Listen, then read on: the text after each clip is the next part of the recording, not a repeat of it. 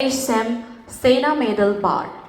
Lieutenant Colonel K.A. Shem Sena Medal Bar was deployed for IS duty in Eastern Sector on 14 February 2024 while being deployed for counter-insurgency operations. His post came under heavy fire from militants, injuring one JCO. Lieutenant Colonel K. Shem Sena Medal retaliated with accurate fire, killing one militant on the spot and injuring two, and successfully evacuated the injured JCO, thus saving his life. His prompt action stopped the attack from militants and also saved innocent villagers. For this gallant act, Lieutenant Colonel K. Shem Sena Medal was awarded Bar to Sena Medal. On his behalf, his wife Srimati S.K. Gaigongliu will receive the award. Please welcome. We are presenting a lanyard and a cash reward of rupees 4 lakhs.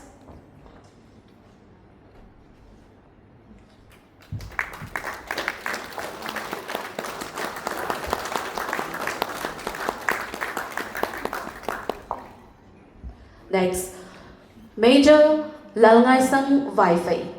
In September 2022, Major Lalngaisang Wi-Fi